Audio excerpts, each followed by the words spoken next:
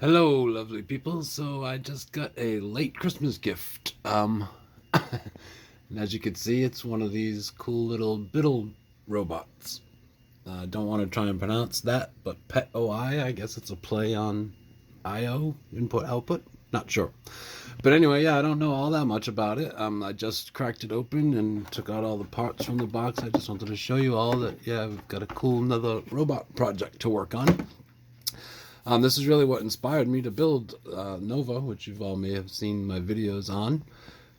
And yeah, in the time waiting for this to arrive, I managed to build that. So it's been quite a few months. It's an Indiegogo project. It's pretty cool. Check it out if you want to. This is not a paid promo or anything like that. Like I said, I don't even know much about this project, but it does look promising. I mean, it's really small, smaller than even my mini version of Nova. The first thing that was pretty intriguing, it does have springs that go in the joints with the servos for the legs, so it's going to have some kind of force feedback, or at least shock absorbing. It does come with a head, which is motorized. I'm not sure how I feel about that. It goes to the gimmicky thing.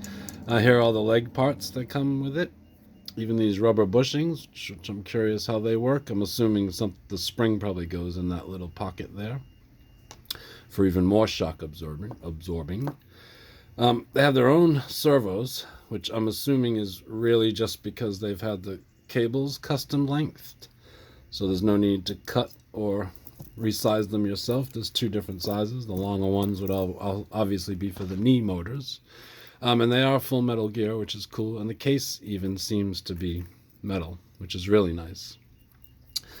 So there's 10 of those. Not sure why. I mean, there's 8 for the legs and 1 for the head, so maybe they were kind enough to give you an extra one. This is a tail, which is kind of useless. I probably won't even put it on. And then the electronics. They do have their own custom battery, at least custom battery case, which is pretty cool. This fitment here goes right onto the body to hold it nice. Not sure what these buttons are for yet. Probably a reset or battery check. Yeah, there you go. To check the power of it. So that's kind of cool. This I'm not crazy about, probably won't use. The board actually has the RF controller sensor right on it. So probably not. I should say IR, sorry, it's infrared. It also does come though with a Bluetooth module, so I'll probably end up using that instead. And they're actually branded too. So they did put some time and effort into putting this kit together. It has an ESP wireless module. This is the programming interface, USB programmer, an OLED, which is not theirs. This is a Grove device, I believe. And then just a connector, and yeah, the main board. So this too, don't know much about, but I do know that it's both Arduino and Raspberry Pi compatible. There's an Atmega chip on it. So out of the box, it's meant to be driven with Arduino, but this connector here, apparently you can connect a Raspberry Pi to it. I guess if you wanted to do more kinematics or programming or more sensors and such. But yeah, the motor driver is on board and everything, so not a bad little board here either. So we'll see how it all works.